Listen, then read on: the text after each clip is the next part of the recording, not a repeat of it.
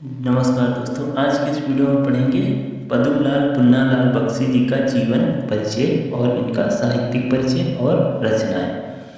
तो चलिए स्टार्ट करते हैं। सबसे पहले देखते हैं इनका जीवन परिचय।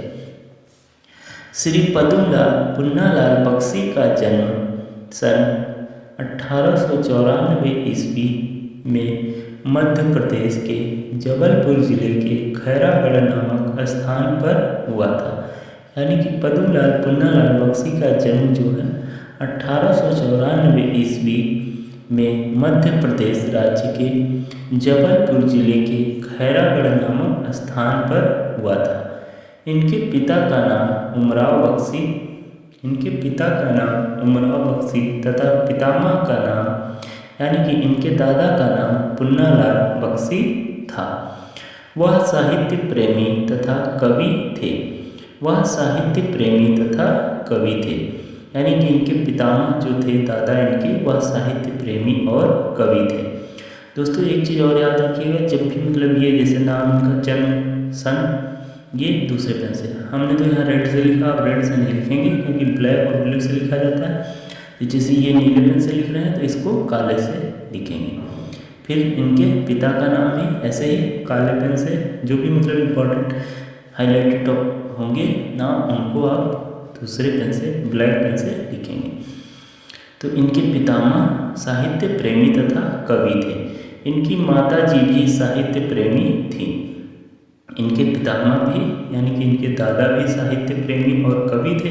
इनकी माता जी भी साहित्य प्रेमी थी। अतः पारिवारिक साहित्य वातावरण इनके ऊपर पड़ा। यानी कि इनके घर में दो लोग साहित्य प्रेमी थे, जिसका प्रभाव इनके ऊपर भी पड़ा।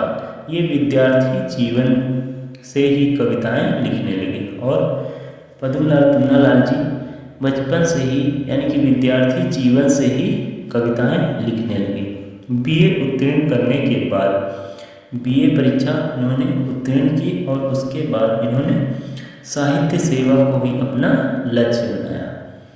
यानी कि इन्होंने अपना बीए कंप्लीट किए, बीए की परीक्षा पास की, उसके बाद यह साहित्य सेवा को ही अपना लक्ष्य बना लिया और कहानियाँ कविताएं लिखने लगे और इन्होंने कहानी और कविता लिखना स्टार्ट कर दिया।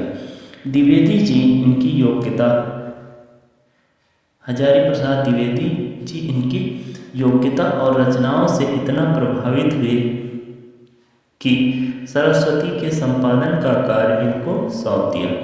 उस टाइम क्या था, द्विवेदी जी सरस्वती पत्रिका का संपादन करते थे। जब उन्होंने इनको देखा, इनकी प्रतिभा और साहित्य के प्रति प्रेम, तो उन्होंने सरस्वती का संपादन कार्य पद्मलाल पुन्नालाल बख्शी जी को सौंप दिया। कुछ समय तक खैरागढ़ के हाई स्कूल में अध्यापन कार्य भी किया। उस सरस्वती का संपादन कर रहे थे, उसके बाद कुछ समय के लिए इन्होंने खैरागढ़ के हाई स्कूल में अध्यापन का कार्य भी किया। यानी कि खैरागढ़ के हाई स्कूल में अध्यापक हो गए। यह काफ़ी नम्र स्वभाव के व्यक्ति थे और अपनी ख्याति से दूर रहते थे। यानी कि वह प्रसिद्धि पाना नहीं चाहते थे, ख्याति से दूर रहते थे। साहित्य सेवा करते हुए सन 1971 ईस्वी में इनका स्वर्गवास हो गया। साहित्य सेवा करते हुए सन 1971 ईस्वी में पद्मलाल पुन्नालाल बख्शी जी का स्वर्गवास हो गया। एक बार रिवीजन कर लेते हैं, फिर देखते हैं इनकी महत्वपूर्ण रचनाएं।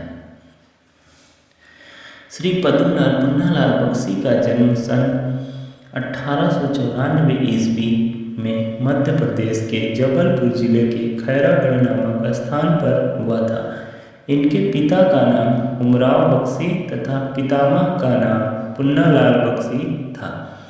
वह साहित्य प्रेमी तथा कवि थे। इनके जो पितामह थे दादा इनके, वह साहित्य प्रेमी और कवि थे। इनकी माता जी भी साहित्य प्रेमी थी। अतः पारिवारिक साहित्य वातावरण इनके ऊपर पड़ा। ये विद्यार्थी जीवन से ही कविताएं लिखने लगे। बीए परीक्षा उत्तीर्ण करने के बाद इन्होंने साहित्यिक सेवा को अपना लक्ष्य बना लिया और कहानियाँ कविताएं लिखने लगे।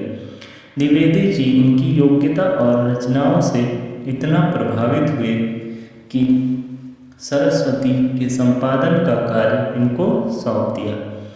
कुछ समय तक खैरागढ़ के हाई स्कूल में अध्यापन कार्य भी किया।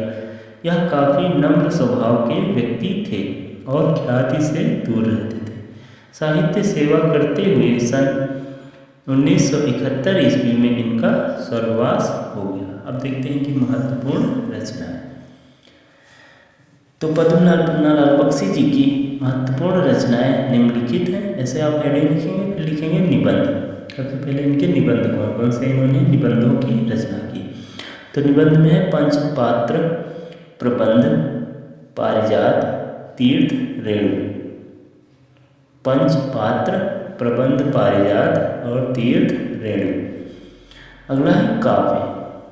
काव्य में शतदल, अश्रुदल आदि, ये सब क्या है काव्य।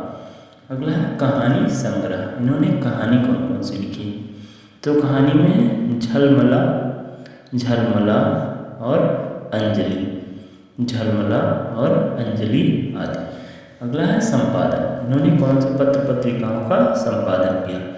तो संपादन में सरस्वती और छाया, ये हैं इनके महत्वपूर्ण संपादन। दोस्तों अगर वीडियो अच्छा लगा तो प्लीज़ वीडियो को लाइक करें, चैनल नया है तो सब्सक्राइब करें। जय हिंद।